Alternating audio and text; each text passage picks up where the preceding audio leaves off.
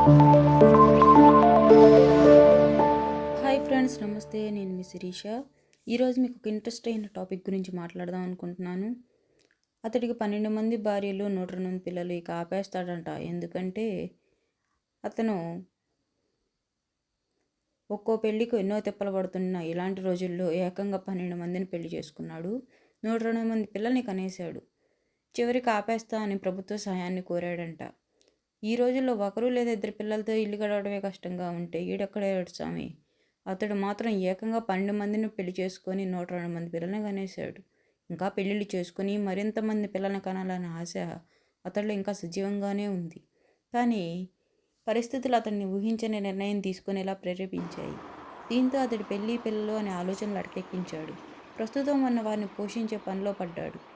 అది సరే, అంతమందిని టపాటపా కనేసిన ఆ పెద్ద మనిషి ఎవరు అనగా మీ సందేహం? ఆయన మీరు చూడాలంటే ఉగండా వెళ్ళాలి.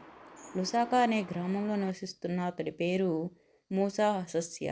అయితే మీరు ఆ ఊరికి వెళ్ళి అతడి పేరు చెబితే చాలు, నేరుగా ఇంటి ముందే దించేస్తారు. ఎందుకంటే వాడు ఆ ఊర్లో అంత ఫేమస్ అన్నమాట.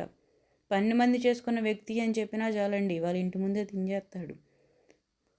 అలాగే 568 మంది మనవళ్ళు కూడా ఉన్నారండి ఇతనికి. ప్రస్తుతం మూసా వయసు 67 ఏళ్ళు. పెళ్లి పిల్లలను కనడమే కాకుండా వాళ్ళందరినీ పోషించడం కోసం వ్యవసాయం చేస్తూ ఉంటాడు. వారంతా నివసించడం కోసం తన పొలంలోనే 12 మంది భార్యలకు 12 పూరీలు కట్టించేశాడు. తన భార్యలు గ్రామంలోని ఇతర వ్యక్తులతో మాట్లాడటం, కలవటం మూసాకు అసలు ఇష్టం ఉండదు. అందుకని అతడు పొలంలో పనుల్లో ఉన్నా సరే తన భార్యలు పిల్లలు ఉన్న కళ్ళకు కనిపించే విధంగా ఆ ఇళ్లను నిర్మించాడు. మూసాకు కేవలం 102 మంది పిల్లలే కాదు, 568 మంది మనవళ్ళు కూడా ఉన్నారు. చిన్న భార్య మూసా పెద్ద కూతురి కంటే 20 ఏళ్ళు చిన్నది. మూసా మొదటి పెళ్ళి 1921లో అనీఫా అనే మహిళతో జరిగింది. అప్పటికి అతని వయసు 16 ఏళ్ళు మాత్రమే.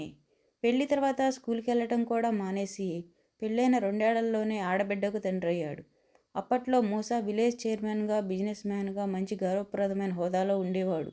అయితే అన్ని పెళ్ళిళ్ళు ఎందుకు చేసుకున్నావు అని మీడియా వాళ్ళు అడిగితే నాకు ఇంకో ఏదో సాధించాలని ఉండేది.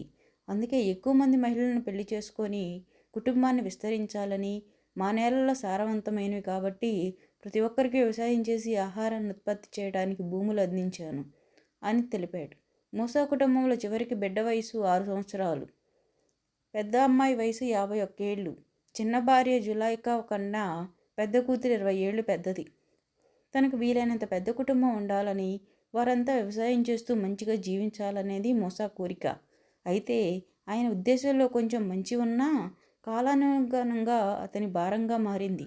ఇప్పుడు పిల్లలు, పెళ్ళిళ్ళు, వారి ఖర్చులు, పిల్లలు పుడితే పెట్టాల్సిన ఖర్చులు ఇవన్నీ కూడా ఆర్థికంగా భారంగా మారింది.